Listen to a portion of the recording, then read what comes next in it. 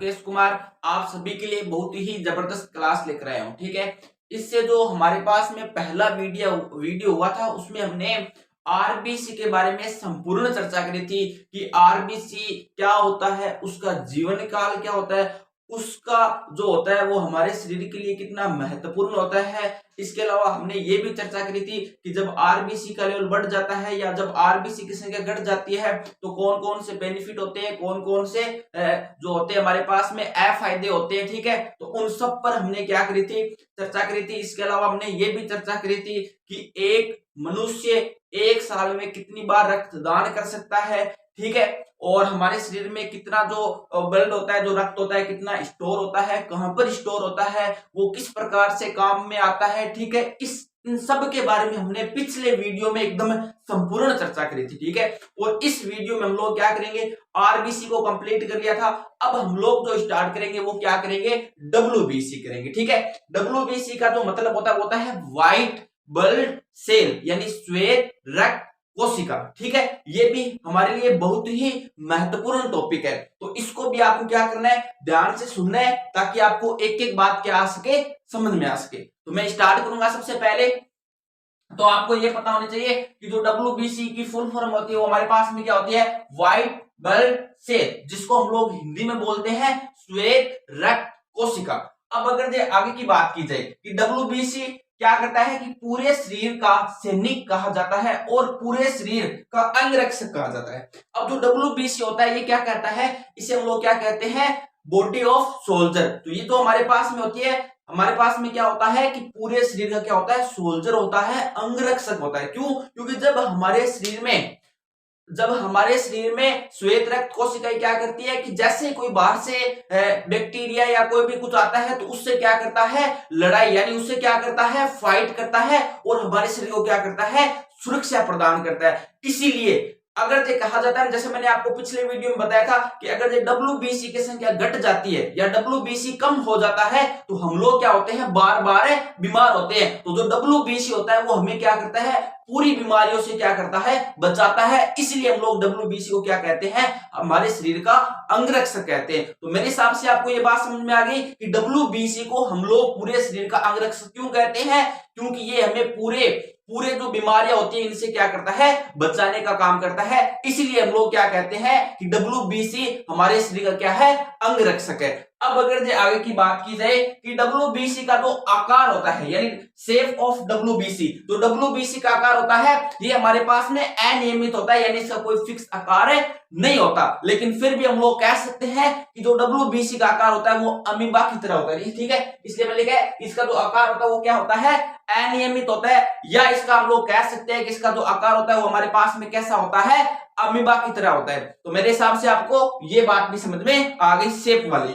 उसके बाद में अगर बात करें केंद्र की कि डब्ल्यूबीसी का जो केंद्रक है, तो डब्ल्यूबीसी का केंद्रक है, जो केंद्रक होता है वो कैसा होता है, केंद्रक और माइटोकॉन्ड्रिया जैसा होता है। तो मेरे हिसाब से आपको ये बात भी समझ में आ गई, इसका जो केंद्रक होता है वो हमारे पास में क्या होता है, केंद्रक और माइटोकॉन्ड्रिया जैसा होता है। ठीक है, उसके बाद में अगर बात की जाए कि जो हमारे पास में डब्ल्यूबीसी होता है, कि जो डब्ल्यूबीसी होता है इसका जो जीवन काल होता है वो कितना होता है। जैसे मैंने आपको बताया था कि जो आरबीसी होता है, आरबीसी जैसे हम लोग पिछली क्लास में पढ़ रहे थे, यानी कि आरबीसी का मतलब क्या होता है, रेड ब्लड कोशिका।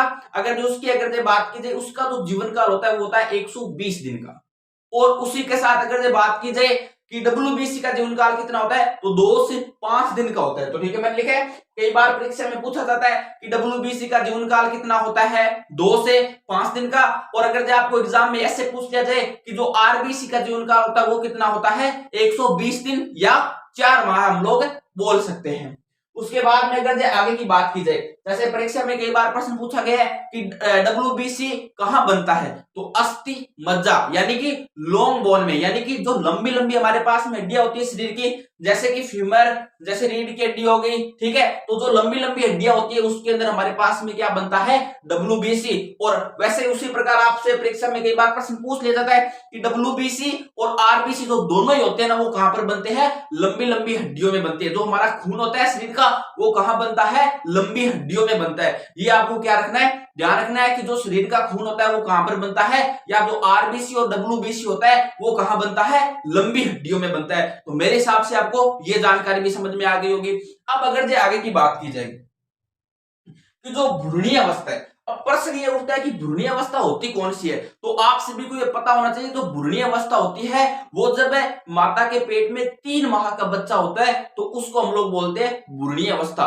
तो प्रश्न ये उठता है कि भ्रूणीय अवस्था में जो हमारे पास में बेबी होता है या जो बच्चा होता है उसमें जो डब्ल्यूबीसी है वो कहां बनता है। क्यों, क्योंकि जो जब व्यक्ति बड़ा हो जाता है या जो भ्रूणीय अवस्था से बड़ा हो जाता है तो उसमें जो होता है वो हमारे पास में डब्ल्यूबीसी कहां बनता है, लंबी हड्डियों में। तो भ्रूण अवस्था में, तो भ्रूण अवस्था में जो बेबी होता है वो तो 3 माह का होता है, तो उसमें तो बड़ी हड्डियां होती नहीं है, तो उसके अंदर डब्ल्यूबीसी कहां बनता है, तो वो बनता है यकृत में। कहां बनता है, यकृत, या हम लोग कह सकते हैं लीवर में बनता है। तो मैंने यहाँ पर लिखा है कि भ्रूणीय अवस्था में जो डब्ल्यूबीसी होता है वो कहां बनता है, यकृत में, यानी कि लीवर में, या हम लोग कह सकते हैं प्लीहा में बनता है। ठीक है, तो मेरे हिसाब से आपको ये जानकारी भी एकदम ठीक ठीक लगी। तो मैंने आपको थोड़ा सा बताया कि डब्ल्यूबीसी कहां कहां आता है, क्या होता है इसमें। ठीक है, अब हम लोग बात करेंगे बहुत ही मोस्ट इंपोर्टेंट की, किसकी बात करेंगे, डब्ल्यूबीसी के प्रकार की, कि डब्ल्यूबीसी के कितने प्रकार होते हैं। कई बार परीक्षा में पूछा जाता है कि डब्ल्यूबीसी कितने प्रकार का होता है, तो डब्ल्यूबीसी 5 प्रकार का होता है। ठीक है,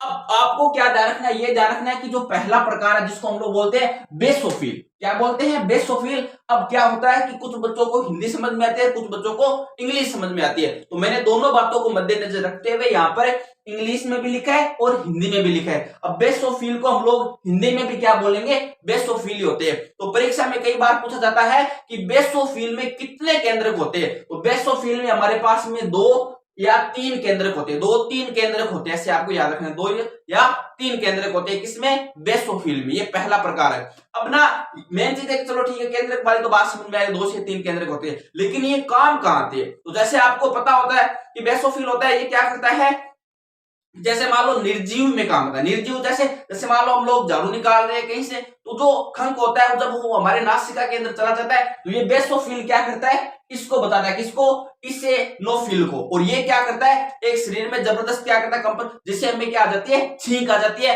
और जो भी जो निर्जीव होता है वो क्या आ जाता है, बाहर हो जाता है। तो एक बार तो मैं सिर्फ इन प्रकारों की बात करूंगा, और जब अगला वीडियो लेकर आऊंगा तो फुल बताऊंगा कि कैसे शरीर में बीमारी होती है, कैसे छींक आती है, क्या वजह होती है छींक आने की, इन सभी बातों पर हम लोग संपूर्ण चर्चा करेंगे।